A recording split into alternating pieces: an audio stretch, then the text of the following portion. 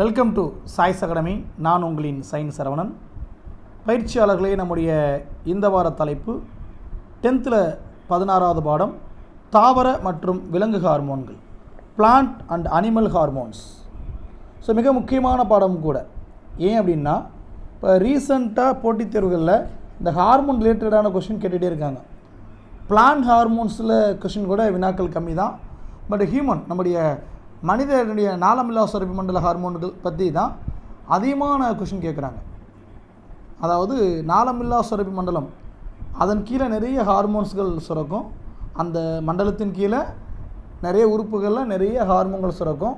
So அது ரிலேட்டடான question ரிப்பீட்டடாக நம்முடைய போட்டித் தேர்வுகளை கேட்டுகிட்டே இருக்காங்க. அதாவது இதனுடைய பிற்பாதி ஒரு 2 பேஜஸ் மட்டும்தான் தாவர ஹார்மோனை பற்றி படிப்போம். மீதி இருக்கக்கூடிய ரிமைனிங் பேஜ் எல்லாமே அனிமல் ஹார்மோன்ஸ். அதில் மிக முக்கியமாக மனிதனில் சுரக்கக்கூடிய ஹார்மோன்ஸ், அதாவது ஹியூமனில் செக்ரேட் ஆகக்கூடிய ஹார்மோன்ஸை பற்றி நிறைய படிக்க இருக்கிறோம். ஸோ ரொம்ப இம்பார்ட்டண்டான டாபிக், நம்ம கவனமாக கவனிங்க. முதல் இடத்துனே ஹார்மோன் அப்படின்றமே அப்படின்னு என்ன சார் அப்படின்னா, ஹார்மன் அப்படின்ற கிரீக் வேர்ட்லேருந்து வந்தது. ஹார்மோன் அப்படின்ற கிரீக் வேர்ட்லேருந்து வந்தது. அதோடைய மீனிங் என்னென்னு பார்த்தீங்கன்னா கிளர்ச்சின்னு அர்த்தம். The word hormone is derived from the Greek word hormone, meaning to excite. Excite என்னப்பா? கிளர்ச்சி நிலை, எக்ஸைட். ரைட்டுங்களா? ஓகே. பொதுவாக ஹார்மோன்கள் என்பது என்னென்னு பார்த்தீங்கன்னா சம் கெமிக்கல் சப்ஸ்டன்ஸ், சில வேதிப்பொருட்களை தான் ஹார்மோன்கள் என்ன அழைக்கிறாங்க. இந்த வேதிப்பொருட்கள் என்ன சார் பண்ணும் அப்படின்னா, தாவரங்களுடைய வளர்ச்சியை கட்டுப்படுத்துறது, ஒருங்கிணைக்கிறது, இந்த மாதிரி ஃபங்க்ஷனை மேற்கொள்கிறது தான் இந்த ஹார்மோன்ஸுடைய மிக முக்கியமான பணிகள். புரியுதுங்களா? ஒன்று அதோடைய வளர்ச்சியை தீர்மானிக்கக்கூடியது.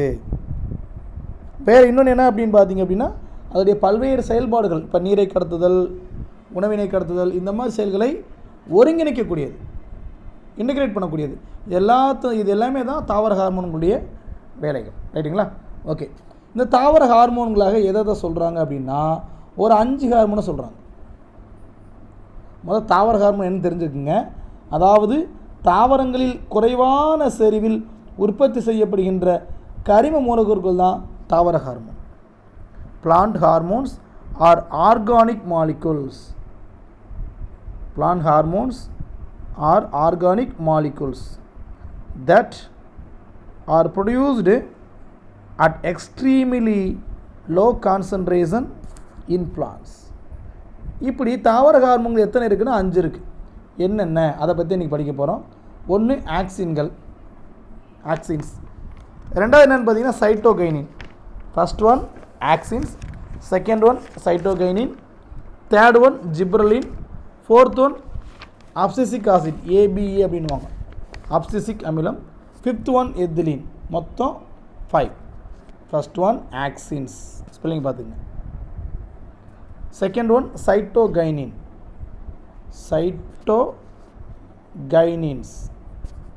Third one gibberellin,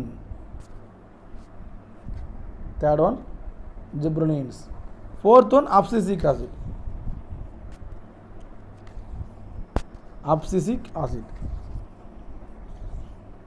fifth one ethylene.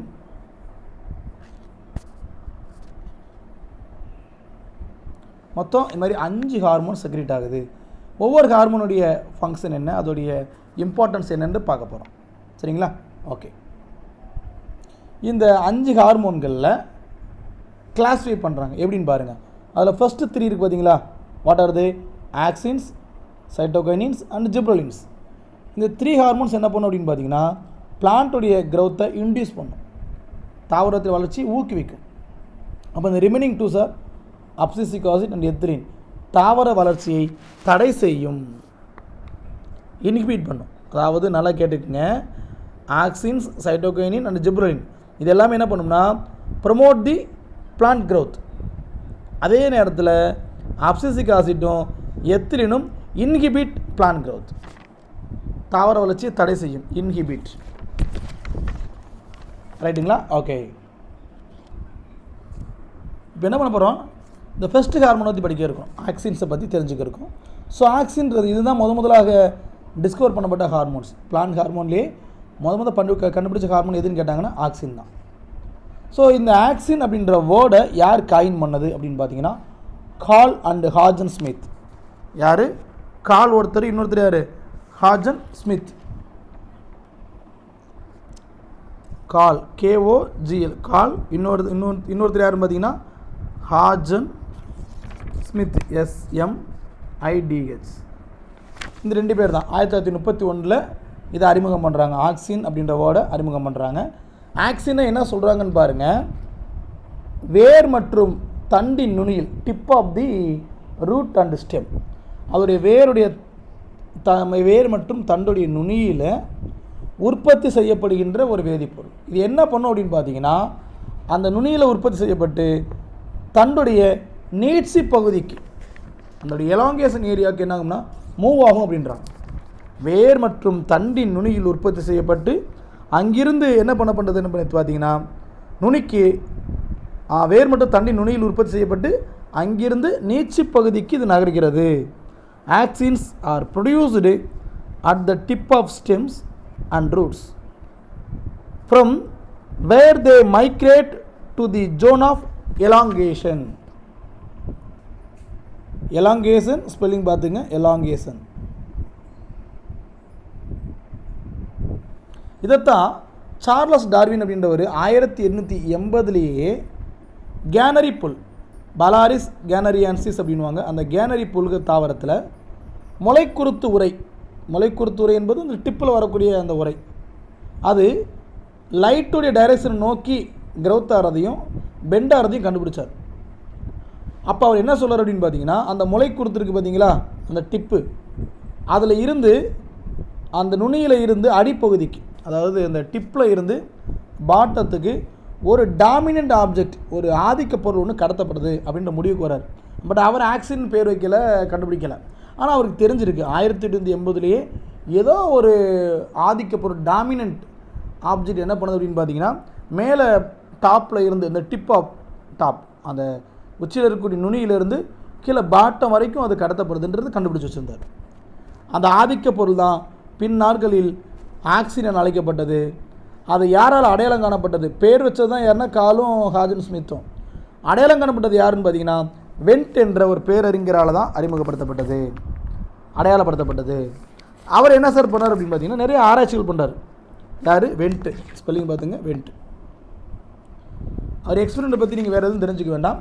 அதிலிருந்து நமக்கு போட்டித் தேர்வுகளுக்கு என்ன பகுதின்றதோ அதை மட்டும் தெரிஞ்சுக்கலாம். கவனிங்க, இந்த வென்ட் எதை பற்றி ஆராய்ச்சி பண்ணார் பார்த்தீங்கன்னா, அந்த முளைக்குருத்து உரைகள் இருக்குது பார்த்தீங்களா, அதாவது அவினா முளைக்குருத்து உரையில் பல ஆய்வுகளை அவர் மேற்கொண்டிருக்கார். அது ஒரு, அதாவது தாவரத்துடைய இந்த டிப்பு பகுதிக்கு பேர் தான் அவினா முளைக்குருத்து உரை அப்படின்றாங்க. ஆங்கிலத்தில் அதே அவினா தான். முளைக்குருத்துக்கு என்ன பேர் அப்படின்னு பார்த்தீங்கன்னா அவினா கோலியோடைல்ஸ்.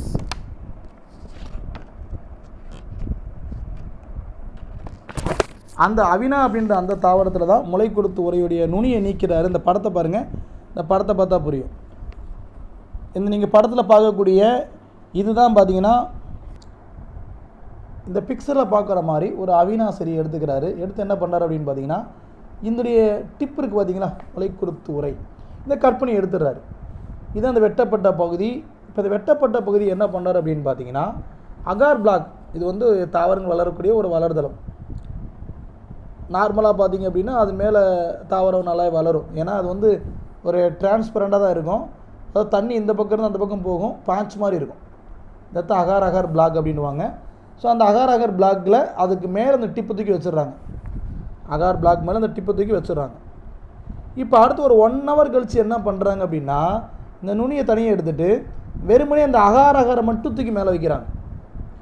இது ஒரு தனியாக இருந்தது, இது ஒரு தாவரத்தின் பகுதி கிடையாது, எடுத்து உள்ளே வைக்கிறாங்க. இப்போ என்ன ஆச்சு அப்படின்னா, இந்த தண்டு வளர ஆரம்பித்தது. அப்போ தான் யோசிக்கிறாங்க. என்ன யோசிக்கிறாங்க அப்படின்னா, இந்த கட் பண்ண டிப்பில் இருந்து ஏதோ ஒரு ஆதிக்க பொருள் எங்கே வந்திருக்கு, இந்த அகார் பிளாக்குக்கு வந்திருக்கு. அது கீழே போகலை, அங்கேயே இருந்திருக்கு. 1 hour கழித்து நீங்கள் தூக்கி இந்த ஸ்டெம் மேலே வைக்கிறப்ப அது திரும்பவும் கீழே கடத்தப்பட்டு தண்டானது மேல் நோக்கி வளர்ந்துருக்கு அப்படின்றாங்க. இதுதான் வென்டோடைய ஆய்வு. அந்த ஆதிக்க பொருளுக்கு என்ன பண்ணுறாருன்னா ஆக்சின் பேர் வைக்கிறாரு. ஆக்சினுக்கு என்ன மீனிங் அப்படின்னு பார்த்தீங்கன்னா க்ரௌத், வளர்ச்சின்றது மீனிங். ரைட்டுங்களா? ஓகே. இந்த ஆக்சின்களை எத்தனை வகைகள் இருக்குது அப்படின்னா ஒன்று நேச்சுரல் ஆக்சின்ஸ், இன்னொன்று ஆர்டிஃபிஷியல் ஆக்சின்ஸ். ஸோ இந்த ஆக்சினுடைய நேம்ஸ் எல்லாம் கொஞ்சம் மைண்டில் வச்சுக்கோங்க. கீழே பார்த்தீங்கன்னா டூயினோலே சிலது கொடுத்துருப்பாங்க, மைண்டில் வச்சுக்கோங்க. இப்போதைக்கு இங்கே என்ன கொடுத்துருக்காங்கன்னு பார்ப்போம். இயற்கை ஆக்சிஜன்களுக்கு எடுத்துக்காட்டாக பிளான்ட்லேருந்து க்ரோத் பண்ணப்படுகின்ற எல்லா ஆக்சிஜன்ஸுமே இயற்கை ஆக்சிஜன்கள். எடுத்துக்காட்டு IAA. IAA உடைய ஃபுல் ஃபார்ம் கேட்பாங்க. Indole 3 acetic acid. Indole 3 acetic acid. இது ஒரு எக்ஸாம்பிள். அதே மாதிரி ஆர்டிஃபிஷியல் ஆக்சிஜனுக்கு என்ன அப்படின்னு பார்த்தீங்கன்னா, அதாவது ஆக்சிஜன்களை ஒத்த பண்புகள், அது மாதிரி சிமிலர் ப்ராப்பர்ட்டி இருக்கக்கூடிய ஆர்டிஃபிஷியலாக நம்ம மேனுஃபேக்சர் பண்ணக்கூடிய ஆக்சிஜன்களுக்கு என்ன பேர் அப்படின்னு பார்த்தீங்கன்னா செயற்கை ஆக்சிஜன்கள். For example 2,4-D. 2,4-D உடைய ஃபுல் ஃபார்ம் 2,4. அந்த டிக்கு என்ன மீனிங் அப்படின்னு பார்த்தீங்கன்னா dichloro phenoxy acetic acid. Spelling பார்த்துங்க, டைக்ளோரோ ஃபீனாக்சி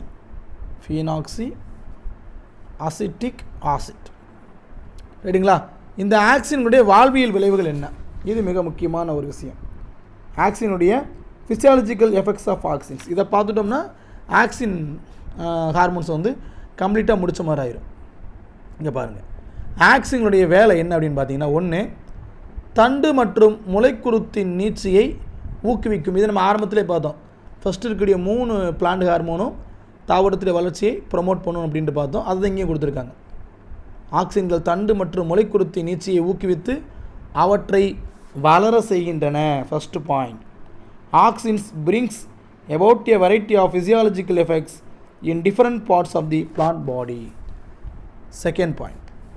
குறைந்த செறிவில் ஆக்சின்கள் வேர் உருவாதலை தூண்டுகின்றன. வேர் உருவாதலுக்கு காரணமே ஆக்சின்கள் தான் அப்படின்றாங்க. ரூட் ஃபார்மேஷனுக்கு இந்த லோ கான்சன்ட்ரேட்டட் ஆக்சின்கள் தான் ரீசன் அப்படின்றாங்க. அதே நேரத்தில் அதிக செறிவில் என்ன பண்ணுதுன்னா வேர் உருவாதலை தடையும் செய்யும் அப்படின்றாங்க. அதை லோ கான்சன்ட்ரேஷனில் வளர்ச்சியை இன்டியூஸ் பண்ணும், ஹை கான்சன்ட்ரேஷனில் அதை இன்ஹிபிட் பண்ணும். வேர் உருவாதல் ரூட் ஃபார்மேஷன் என்ன பண்ணும், தடை செய்யும் அப்படின்றாங்க. மிக முக்கியமாக இந்த நுனி மொட்டுகளில் உற்பத்தி செய்யப்படுகின்ற ஆக்சின்கள், நுனி மொட்டு இருக்கு இல்லையா, 3வது பாயிண்ட் நல்லா கவனிங்க. நுனி மொட்டுகளில் உற்பத்தி செய்கின்ற ஆக்சின்கள், the auxins produced by the apical buds. அப்படியே நுனி மொட்டுன்னு அர்த்தம். அப்பிக்கல் பர்ட்ஸ்னால் நுனி மொட்டுகள். அந்த அப்பிக்கல் பர்ட்ஸில் உருவாக்கப்படுகின்ற ஆக்சிஜன்கள் என்ன பண்ணும் அப்படின்னு பார்த்தீங்கன்னா பக்கவாட்டு வளர்ச்சியை தடை செய்யும். லேட்ரல் க்ரோத் என்ன பண்ணும்னா ஸ்டாப் பண்ணும். அப்போ என்ன அர்த்தம், லேட்டரில் அதாவது இந்த டைரெக்ஷனில் வளராது, ஒன்லி இந்த டைரெக்ஷனில் மட்டும்தான் வளரும். அதனால தான் இதுக்கு பேரே பார்த்தீங்கன்னா நுனி ஆதிக்கம் அப்படின்றாங்க. எப்போதுமே நுனி ஆதிக்கமாக தான் இருக்கும். இதுக்கு ஆங்கிலத்தில் அப்பிக்கல் டாமினன்ஸ் அப்படின்வாங்க. Apical dominance. ரைட்டுங்களா? ஓகே. இந்த ஆக்சிஜன்கள் இப்போ ஆர்டிஃபிஷியல் ஆக்சிஜன்லாம் இருக்குது பார்த்தீங்களா, அதை ஸ்ப்ரே பண்ணால் என்ன நடக்கும் அப்படின்னு பார்த்தீங்கன்னா கருவுறுதல் அப்படி ஒன்று விஷயம் நடக்காமலே, கருவுறுதல் விஷயம் அதாவது ஃபெர்டிலைசேஷன் நடக்காமலே, வித்தவுட் ஃபெர்டிலைசேஷன். கருவுறுதல் ஆங்கிலத்தில் என்னது, ஃபெர்டிலைசேஷன். ஸோ வித்தவுட் ஃபெர்டிலைசேஷன் என்ன ஃபார்ம் ஆகும் அப்படின்னு பார்த்தீங்கன்னா விதையில்லா கனிகள், சீட்லெஸ் ஃப்ரூட்ஸ் ஃபார்ம் ஆகும். இதுக்கு பேர் கருவுரா கனியாதல் அப்படின்வாங்க. ஆங்கிலத்தில் இதுக்கு என்ன பேர்னா பார்த்தினோ கார்பி.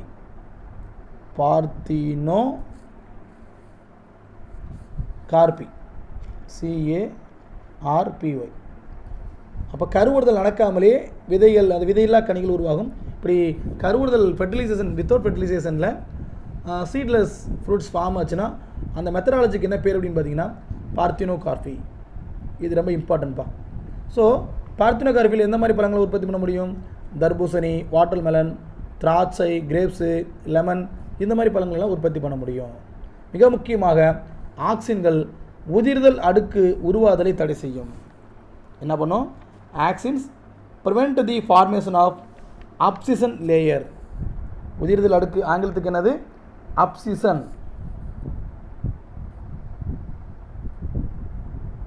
Abscission layer, LOLAYER. ரைட்டுங்களா? ஸோ நான் ஆல்ரெடி சொன்ன மாதிரி இந்த இயற்கை ஆக்சிஜன்கள் செயற்கை ஆக்சிஜன்களை சில எக்ஸாம்பிள்ஸை வந்து இந்த டூ யூ நோவில் கொடுத்துருக்காங்க, படிச்சுங்க.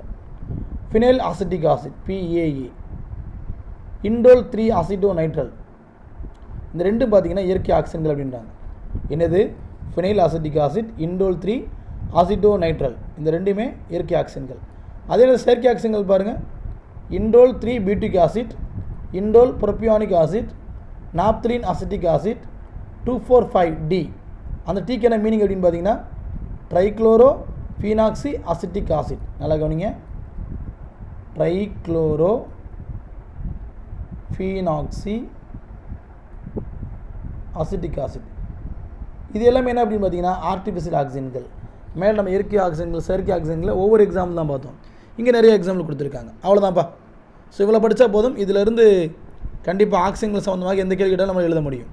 இதே மாதிரி அடுத்து பார்க்கக்கூடியது சைட்டோகைனின்ஸ். அடுத்து பார்க்க இருக்கக்கூடிய ஹார்மோன் தாவரம் என்னென்னு பார்த்தீங்கன்னா சைட்டோகைனின். ஓகே, சைட்டோகைனின் இது பொதுவாக இங்கே பார்த்துக்குங்க, ஹெர்ரிங் மீன் அதோடைய விந்து சர்களிலிருந்து பிரித்தெடுக்கப்பட்டன. ஃபஸ்ட்டு சைட்டோஸ்னா செல்லு, கைனசிஸ்னா பகுப்பு, செல் பகுப்பு. அப்போ என்ன அர்த்தம்? செல் பகுப்பு அப்படின்ற நிகழ்வை, செல் டிவியேஷன் என்ற நிகழ்வை ஊக்குவிப்பது. செல் டிவியேஷன் என்பது நம்முடைய செல்கள் நன்கு பகுப்படைஞ்சால் தான் நம்மளுடைய குழந்தையிலிருந்து நம்ம அடுத்தடுத்து வளர்ச்சிக்கு வருவோம். செல் டிவியேஷன். தாவரங்கள் அதே மாதிரி தான். சின்ன நம்முடைய நர்சரியிலேருந்து கொண்டு வந்து செடியாக வைக்கக்கூடிய அந்த குட்டி செடியானது பெரிய மரமாக வரணும்னா செல் டிவியேஷன் நடக்கணும். அந்த செல் டிவியேஷன் ஊக்குவிப்பது சைட்டோகைனின். சைட்டோஸ் மீன்ஸ் செல், கைனசிஸ் மீன் டிவியேஷன், பகுப்பு. இது முதல்ல எங்கே கண்டுபிடிச்சாங்களா? ஹெர்ரிங் மீனுடைய விந்து செல்கள் அதோடைய ஸ்பெம் செல்ஸ்லேருந்து பிரித்தெடுத்தாங்க. ரைட்டுங்களா? அதுக்கப்புறம் பார்த்தீங்கன்னா சியாட்டின் தாவரத்திலிருந்து பிரித்தெடுக்கப்பட்ட சைட்டோகைனின் ஆகும். அந்த தாவரத்திலிருந்து, மக்காச்சோள தாவரத்திலிருந்து பிரித்தெடுத்திருக்காங்க. ரொம்ப சிம்பிளாக சொல்லணும் அப்படின்னா இந்த சைட்டோகைனின் எங்கே இருக்குது அப்படின்னா தேங்காயுடைய இளநீரில் அதிகமாக இருக்கும். ஸோ சைட்டோகைனின் இளநீர் குடித்தா நல்லது அப்படின்றோம். ஏன்னா அதில் தாவர ஹார்மோன் சைட்டோகைனின் ஹை கண்டென்ட்டாக இருக்குது, ஹை ரிச் கண்டென்ட்டாக இருக்குது. இந்த சைட்டோகைனுடைய பயாலஜிக்கல் லைஃப்ஸ் எப்படி இருக்குது அப்படின்னு பார்த்தீங்கன்னா, ஒன்று செல் பகுப்பை தூண்டிவிடும், ஃபஸ்ட்டு பாயிண்ட். ரெண்டாவது செல்களை நீச்சடைய செய்யும், செல் எலாங்கேஷனுக்கு இது ரொம்ப இம்பார்ட்டன்ட். தேர்ட் பாயிண்ட் என்னென்னு பார்த்தீங்கன்னா நம்முடைய திசு வளர்ப்பு முறை. அதில் கேலஸில் இருந்து புதிய உறுப்புகள் தோன்றுவதற்கு ஆக்சினும் தேவை, சைட்டோகைனும் தேவை. இது என்ன சொல்லுவாங்கன்னா உருவ தோற்றவியல் அப்படின்ற வார்த்தையை பயன்படுத்துவாங்க. என்ன வார்த்தை? உருவ தோற்றவியல், மார்ஃபோஜெனிசஸ் அப்படின்வாங்க. ஆங்கிலத்தில் இதுக்கு என்ன பேருனா மார்ஃபோஜெனிசிஸ். அதாவது என்ன சொல்ல வராங்க அப்படின்னா both auxins and cytokinins are essential for the formation of new organs from the callus in tissue culture. திசு வளர்ப்பு முறையில், அதாவது தாவரத்துடைய பாகங்களை உருவாக்குவதற்கு மார்ஃபோஜெனிசிஸ் அப்படின்ற அந்த மெத்தட் பிரகாரம் உருவாக்குவதற்கு இந்த ரெண்டுமே தேவை. ஆக்சின்களும் சைட்டோகைனின் இருந்தால் தான் இது சாத்தியம். எப்படி நம்முடைய ஆக்சின்கள் நுனி ஆதிக்கத்தை சப்போர்ட் பண்ணுச்சோ, இங்கே தான் அப்படியே ஆப்போசிட். பக்கவாட்டு வளர்ச்சியை தான் சைட்டோகைனின் இன்டியூஸ் பண்ணும். நம்முடைய வெர்டிக்கல் க்ரௌத்தை வந்து இன்டியூஸ் பண்ணாது, ஸ்டாப் பண்ணும். அதாவது நுனிமொட்டு இருக்கும்போதே பக்கவாட்டு மொட்டின் வளர்ச்சியை சைட்டோகைனின் ஊக்குவிக்கும். நுனிமொட்டு வளரும், அதே நேரத்தில் பக்கவாடு வளரும். நான் நுனிமொட்டை கூட தடிசுன்னு சொன்னேன், தப்பு. நுனிமொட்டு வளர்ச்சியும் நடக்குது, சைமல்டேனியஸாக பக்கவாட்டு வளர்ச்சி நடக்குது, லேட்ரல் க்ரௌத் நடக்குது. ஆனால் அங்கே நடக்கலை. முதல் பார்த்தோம்ல ஆக்சின்களை, இது என்ன நடக்கலை? அந்த மாதிரி விஷயம் நடக்கலை. ஓகே, அடுத்த 5வது பாயிண்ட். சைட்டோகைன்களை பயன்படுத்துகிறப்ப என்ன ஆகும்னா தாவரங்கள் வந்து முதுமை அடையாது அப்படின்றாங்க, லேட் ஆகும். இதுக்கு பேர் என்ன அப்படின்னு பார்த்தீங்கன்னா, இந்த எஃபெக்ட்டுக்கு பேர் ரிஜ்மண்ட் லாங் எஃபெக்ட் அப்படின்வாங்க. 5வது பாயிண்ட் என்ன சொல்கிறாங்க? சைட்டோகைனுடைய 5வது பாயிண்ட், அப்ளிகேஷன் ஆஃப் சைட்டோகைனின் delays the process of aging in plants. This is called the Ridgmond long effect. அதனால தான் தாவரங்கள் 300 வருஷம் 400 வருஷம் 1000 வருஷம் கூட வாழுது. காரணம் என்னென்னா அதில் இருக்கக்கூடிய இந்த 2வது பார்த்த அந்த ஹார்மோன் எதுப்பா? நம்முடைய சைட்டோகைனின்ஸ். அதனால் இளநீர் குடித்தா ரொம்ப இளமையாக இருக்கலாம்னுவாங்க. ஏன்னா அதில் என்ன இருக்குது, சைட்டோகினின் இருக்கு இல்லையா, அதை மெயின் வச்சு இளநீர் நல்லா சாப்பிடலாம். அடுத்து நம்ம பார்க்க இருக்கிறது ஜிப்ரலின். தேர்டு ஹார்மோன் என்னது, ஜிப்ரலின். ஜிப்ரலின் பார்த்தீங்கன்னா பொதுவாக தாவர ஹார்மோன்களே ரொம்ப ஹை அமௌண்ட் எது இருக்கும் அப்படின்னா, அதிக அளவில் எது இருக்கும் பார்த்திங்கன்னா ஜிப்ரலின் தான் இருக்கும். அதாவது குருசோவா அப்படின்ற நெல் பயிரில் பக்கானே நோய் அல்லது கோமாளித்தன நோயை கண்டுபிடிச்சார். யாருன்னா அவர் பேர் குருசோவா. நெல்லுடைய கணுவிடை பகுதியில் இந்த நீச்சி ஜிப்ரில்லா பியூஜிகுராய் என்னும் பூஞ்சியால் ஏற்பட்டது. எது, குருசோவா அப்படின்ற நெல் பயிரில் பக்கான நோயும் கோமாளித்தன நோயை கண்டுபிடிச்சார்.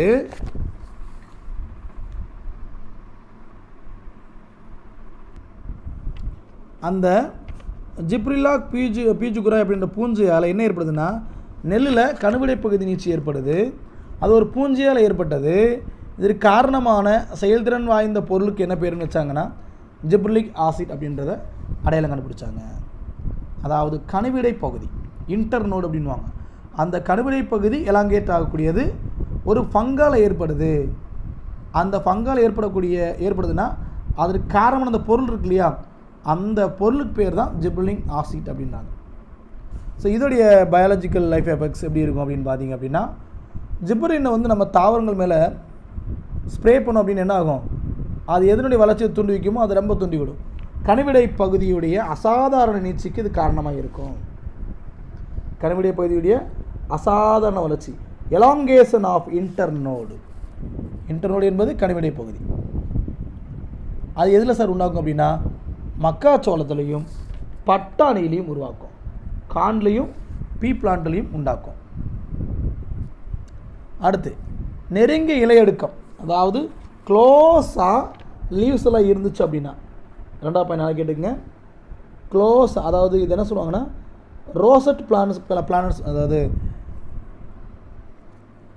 இந்த நெருக்கமான இலையடுக்கம் இருக்குது பார்த்தீங்களா, இந்த இலையடுக்கம் அப்படின்ற வார்த்தைக்கு ஆங்கிலத்தில் என்ன சொல்லுவாங்க அப்படின்னு பார்த்தீங்கன்னா ரோசட் பிளான்ட்ஸ் அப்படின்வாங்க. ROSETTE, rosette plants. அந்த நெருங்கிய இலையடுக்கம் கொண்ட தாவரங்கள் மேலே இங்கே ஜிப்ரிலினை ஸ்ப்ரே பண்ண என்ன ஆகும்னா, திடீர்னு அந்த இன்டர்னோட்ஸ் அது எல்லாமே என்ன ஆகும்னா எலாங்கேட் ஆகும். அதோட அந்த எலாங்கேட் ஆகிறதோட டக்குன்னு என்ன ஆகிரும், பூ பூக்க ஆரம்பிச்சிடும். என்னாக ஆரம்பிக்கிறோம், பூ பூக்க ஆரம்பிச்சிடும். இந்த ஃப்ளாரிங் ஆகக்கூடிய இந்த மெத்தடுக்கு பேர் என்னன்னு பார்த்தீங்கன்னா போல்ட்டிங். என்ன பண்ணுறாங்க, போல்ட்டிங் அப்படின்றது ரொம்ப இம்பார்ட்டண்டான விஷயம். நல்லா கேட்டுங்க, இன்னொரு முறை சொல்கிறேன். நெருங்கி இலையடுக்கம் கொண்ட தாவரங்கள் மேலே ஜிப்ரிலின் ஹார்மோன்ஸை ஸ்ப்ரே பண்ணுறீங்க. ஸ்ப்ரே பண்ணுறப்ப அதோடைய தண்டு நீச்சி அடையும். நீச்சி அடைது மட்டுமல்லாமல் ஃப்ளரிங் நடக்கும், அதாவது மலர்தல் நடக்கும். இந்த மாதிரி மலர்தல் நிகழ்ந்துச்சுன்னா அந்த நிகழ்வுக்கு பேர் போல்டிங். மிக முக்கியமாக ஜிப்ரிலின் என்ன பண்ணும்னா, இரு பால் இணைந்த தாவரங்களில் ஆண் மலர்கள் தோன்றுவதை ஊக்குவிக்கும். எக்ஸாம்பிள் வெள்ளரி. தேர்ட் பாயிண்ட் நல்லா கேட்டுக்குங்க. என்ன பண்ணுது, ஆண் மலர்கள் தோன்றுவதை ஊக்குவிக்குது. எந்த ஆண் மலர்கள் அப்படின்னா வெள்ளரி தாவரத்தில் அந்த மாதிரி ஊக்குவிக்குது. குக்கர் பீட்ஸ் அப்படின்வாங்க. வெள்ளரின்னு என்னது, cooker beads.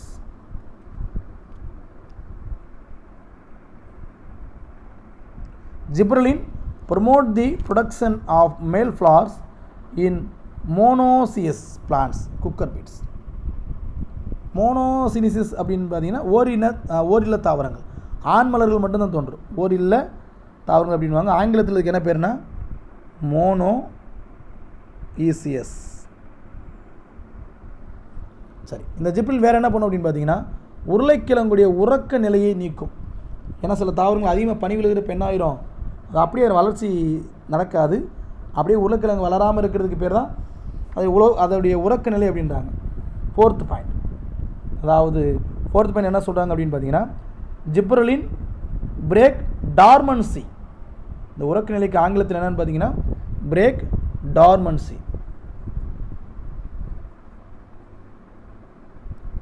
Break dormancy of potato tubers. உருளைக்கிழங்கில் இருக்கக்கூடிய உறக்க நிலையை நீக்கும். வேறு என்ன பண்ணும் பார்த்தீங்கன்னா, நம்ம ஏற்கனவே பார்த்தோம் இல்லையா, ரெண்டாவது பார்த்தோம் இல்லையா, ரெண்டாவது என்ன பார்த்தோம், சைட்டோகைனின் ஒரு பண்ணக்கூடிய வேலை, அதே வேலையை இதுவும் பண்ணும். இது என்ன சார், ஜிப்ரலின் என்ன சார் பண்ணுதுன்னு பார்த்தீங்கன்னா, அதே கருவுரா, அதாவது கருவுரா கனி உருவாதல் பார்த்தோம் ஏற்கனவே பார்த்தனோ, கார்பிக் ஃப்ரூட்ஸ், அந்த விஷயத்தை இதுவும் பண்ணும். சரிங்களா? அதே நேரத்தில் கனிகள் உருவாவதை தூண்டுதல ஆக்சின்களை விட ஜிப்ரலின் தான் ரொம்ப திறன் மிக்கது அப்படின்றாங்க. அதை விட இதான் பெட்டர். சரிங்களா? Gibberellin are efficient than auxins. இதில் it including the formation of seedless fruit, parthenocarpic fruits அப்படின்வாங்க. எக்ஸாம்பிள் தக்காளி, பெங்களூர் தக்காளி, விதைகள் இல்லாத தக்காளியெல்லாம் பார்த்துருப்பீங்க. ஸோ அந்த சீட்லெஸ் தக்காளிகள், டொமேட்டோ உருவாகிறதுக்கு இந்த ஜிப்ரலினும் ஒரு காரணம். அடுத்ததாக அப்சிசிக் அமிலம், ஏபிஏ. இது ரெண்டு விஷயத்தை இது பண்ணும். நம்ம ஆல்ரெடி பார்த்துட்டோம். ஃபஸ்ட்டு 3 ஹார்மோன் மட்டும்தான் க்ரோத்துக்கு யூஸ் ஆகும். அடுத்த 2 ஹார்மோனும் வளர்ச்சியை தடை பண்ணக்கூடியதான். எந்த மாதிரி வளர்ச்சியை தடை பண்ணும் அப்படின்னு பார்த்தீங்கன்னா, உதிர்தல், இலையெடுக்கும் உதிர்தல் இல்லையா, அதையும் உறக்க நிலை, இந்த ரெண்டையும் ஒழுங்குபடுத்தக்கூடிய வளர்ச்சி அடக்கியாக இந்த அப்சிசிக் ஆசிட் செயல்படுது. Abscisic acid is a growth inhibitor which regulates abscission and dormancy. அப்போ தாவரங்கள் வளராமல் இருக்க நிலையில் இருக்குது பார்த்தீங்களா, அப்படியே வளர்றது அப்படியே இருக்கும். அந்த இருக்க நிலையை தளர்த்தி சகிப்புத்தன்மை, டாலரன்ஸை க்ரியேட் பண்ணிவிடும். ஆனால் இந்த ஆசிட்டுக்கு ஒரு பேர் இருக்குது. என்ன பேர் தெரியுமா? இருக்க நிலை ஹார்மோன் அப்படின்வாங்க. என்ன ஹார்மோன்? இருக்க நிலை ஹார்மோன், ஸ்ட்ரெஸ் ஹார்மோன். எதனால் இந்த பேர் வருது? இட் இன்க்ரீசஸ் தி டாலரன்ஸ், சகிப்புத்தன்மை of plants to various kinds of stress. It is called the stress hormone. சரி, இந்த ஸ்ட்ரெஸ் ஹார்மோன் எங்கே சார் காணப்படும் அப்படின்னா, பசுங்கணிகத்தில் காணப்படும். பசுங்கணிகள் கணிகங்கள் என்ன சார்? குளோரோபிளாஸ்ட்.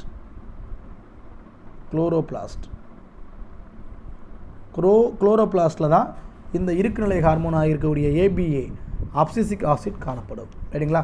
ஸோ அப்சிசிக் ஆசிட்டை பற்றி நிறைய டீட்டெயில்டாக இல்லை, பட் அதனுடைய பயாலஜிக்கல் எஃபெக்ட்ஸ் கொடுத்துருக்காங்க. இதோடைய வேலை என்ன பண்ணும் அப்படின்னா, இலைகள், மலர்கள், கனிகள் இது எல்லாமே கிளையிலிருந்து தனித்து உயிர்ந்து விடுவது. அதாவது கனிகள் உருவாது அப்படின்னா எல்லாத்தையும் ஏறி பிடுங்க முடியாது. ஸோ இதை தெளிச்சு விட்டால் போதும், அப்படியே காம்பு கட்டாய் என்னாகும், கீழே விழுந்து நம்ம ஈஸியாக பிறக்கிக்கலாம். இது அதனுடைய வாழ்வில் விலையில் மிக முக்கியமான விலை. ஃபர்ஸ்ட் ஒன் என்ன பண்ணுது? The first point, it promotes the process of abscissions, separation of leaves, flowers and fruits from the plants. இன்னொன்று, நீர் இருக்க மற்றும் வறட்சி காலங்கள் எப்போல்லாம் நமக்கு ட்ரவுட் ஃபார்ம் ஆகுதோ அந்த நேரத்தில் இலைத்துளை இருக்கு இல்லையா, டொமேட்டோ, அது கண்டிப்பாக க்ளோஸ் ஆகிடணும். இல்லைன்னா அதிகமான நீர் இழப்பு ஏற்பட்டு தாவரம் இறந்து போயிடும். அப்போ அந்த இலைத்துளையை க்ளோஸ் பண்ணக்கூடிய வேலையை இந்த அப்சிசிக் ஆசிட் பார்க்குது. வேறு என்ன சார் பார்க்குது அப்படின்னா, third point is very important. நம்முடைய ஏபிஏ என்ன பண்ணுதுன்னா, இலைகளில் இருக்கக்கூடிய பச்சையம், குளோரோபிளாஸ்ட்டை லாஸ்ட் பண்ண வச்சு மூப்படைவதை ஊக்குவிக்கும், ஏஜிங் ஆகிறதை டெவலப் பண்ணிவிடும். ஏற்கனவே பார்த்த சைட்டோகைனின் வளர்ச்சியை தடை பண்ணி இளமையாக காட்டும் சொல்லி பார்த்துருந்தோம். இது என்ன பண்ணுது? ஏஜிங் ஆகிறதை இன்டியூஸ் பண்ணிவிடுது. சரிங்களா? இது போக குளிர்காலங்களில் பிர்ச் மரங்களை என்ன பண்ணுமா, மொட்டு உறக்கத்தை தூண்டிவிடும். தாவரங்கள் வளராமல் தடை பண்ணிவிடும் அப்படின்றாங்க. மொட்டு உறக்கத்தை தூண்டிவிடும். ABA induces bud dormancy. மொட்டு உறக்கம் என்பது ஆங்கிலத்தில் பட் டார்மன்சி.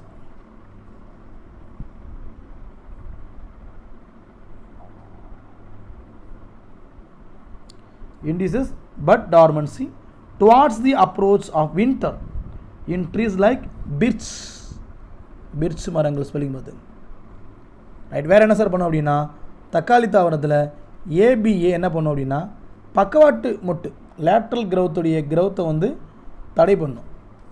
தடை செய்யக்கூடிய அளவுக்கு ஒரு வீரியமக்க வளர்ச்சி அடக்கி தான் இந்த ஏபிஏ அப்படின்றாங்க. ABA is a powerful inhibitor of lateral bud growth in tomato. சரிங்களா? ஓகே, ஃபைனலாக எத்ரின் அப்படின்ற ஒரு ஹார்மோன்ஸ் இருக்குது. இதோடைய வேலை என்ன அப்படின்னு பார்த்தீங்க அப்படின்னா, இது ஒரு கேசியஸ் ஸ்டேட்டில் இருக்கக்கூடிய ஹார்மோன். மற்ற 4மே சாலிட் ஸ்டேட்டில் இருக்குது. இந்த ஒன்று மட்டும் தான் கேசியஸ் ஸ்டேட்டில் இருக்குது. ஏன்னா எத்ரின் அப்படின்றது என்ன தான், கேஸ் தான். எத்ரின் ஸ்பெல்லிங் பார்த்துங்க, இதுவும் வழக்கம் போல் ஒரு வளர்ச்சி அடக்கி தான், இதுவும் வளராமல் தடுக்கக்கூடிய ஒரு வேலை தான். It is a growth inhibitor hormone. பொதுவாக இது எதை தடை பண்ணும் அப்படின்னா கனிகள் முதிர்ச்சி அடைவதை தடை செய்யும். ஃப்ரூட்ஸ் வந்து ரிப்பன் ஆகாமல் தடை பண்ணும். அதுபோக ஆப்பிள், வாழை, தர்பூசணி போன்ற தாவரங்களில் கனிகள் பழுக்கிறப்ப அதிக அளவு எத்ரினை உற்பத்தி பண்ணிவிடும். எத்ரினை உற்பத்தி பண்ணால் நல்லதான்னு கண்டிப்பாக நல்லதான். அதிகமான எத்ரினை க்ரியேட் பண்ணிவிடும். Maximum synthesis of ethylene occurs during ripening of fruits like apples, banana and melons. Okay, இதோடைய பயாலஜிக்கல் எஃபெக்ட்ஸ் எப்படி இருக்கும் அப்படின்னு பார்த்தீங்கன்னா கனிகள் பழுப்பதை ஊக்குவிக்கும். வேகமாக பழங்களை பழுக்கிறதுக்காக இந்த எத்திலீனை வந்து இந்த எத்திலீன் கேஸை அடிச்சு விடுவாங்க. First point, ethylene promotes the ripening of fruits, tomato, apple, mango and banana extra extra. வேறு என்ன பண்ணும் இந்த எத்திலீன் அப்படின்னு பார்த்தீங்க அப்படின்னா வேர் மற்றும் தண்டு இந்த ரெண்டு வளர்வதை தடை செய்யும். ரூட் ஃபார்மேஷன் ஆகிறதையும் ஸ்டெம் வந்து எலாங்கேட் ஆகிறதையும் தடை பண்ணும். மிக முக்கியமாக இலைகளையும் மலர்களையும் வேகமாக மூப்படைய வைக்கும். லீவ்ஸையும் ஃப்ளவர்ஸையும் சீக்கிரமாக ஏஜ் ஆக வைக்கும். மிக முக்கியமான ஒரு விஷயம், இந்த அப்படி ஏஜ் ஆக வச்சு என்ன பண்ணுது அப்படின்னு பார்த்தீங்கன்னா உதிர்தல் அடுக்கு உற்பத்தி ஆவதை தூண்டுது. வேகமாக ஏஜ் ஆக்கிட்டு அதை என்ன பண்ணிடுது, வெளியேற்றிடுது. அந்த மரத்தை விட்டு அந்த செடியை விட்டு வெளியேற்றக்கூடிய அந்த உதிர்தல் அடுக்கு உற்பத்தி ஆவதை தூண்டி விடுது. எத்திலினுடைய 4வது use, ethylene stimulates formation of abscission zone.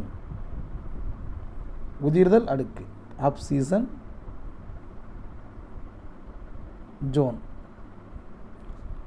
அப்போ என்ன ஆகும் அப்படின்னா அந்த மாதிரி உற்பத்தி பண்ணுறதுனால முதிர்ச்சடைக்கு முன்னரே இது என்ன ஆயிடுது, உதிர்ந்துடுது அப்படின்றாங்க. 4th பாயிண்ட் என்ன சொல்கிறாங்க, முதிர்ச்சடைக்கு முன்னாடி என்ன ஆயிரும், செட்டிங், உதிர்ந்து விடுகிறது. ஓகே, எத்திலினுடைய மொட்டுகள் விதைகளுடைய உறக்கத்தை நீக்கும். நிறைய நாள் வளராத விதையாக இருந்தாலும் அந்த விதைகளை வளர வைக்கக்கூடிய யுக்தியை இந்த எத்திலின் வந்து பார்க்கும். 5வது பாயிண்ட் ரொம்ப important, ethylene breaks the dormancy of buds, seeds and storage organs. ரைட்டுங்களா? ஸோ எத்திலின் மொட்டுகள் என்ன பண்ணுது, விதைகளுடைய உறக்கத்தை நீக்கி விடுது. நம்ம இது வரைக்கும் பார்த்தது தாவர ஹார்மோன் தான். ஸோ நம்ம அடுத்த வீடியோவில் பார்க்க இருக்கிறது மனிதனுடைய நாளமில்லா சுரப்பி மண்டலம், ஹியூமனுடைய எண்டோக்ரைன் சிஸ்டத்தை பற்றி பார்க்க இருக்கிறோம். நம்ம முக்கியமான வீடியோ, நாளைக்கு வீடியோவை யாருமே அவாய்ட் பண்ணிடாதீங்க, பாருங்கள். தேங்க்யூ.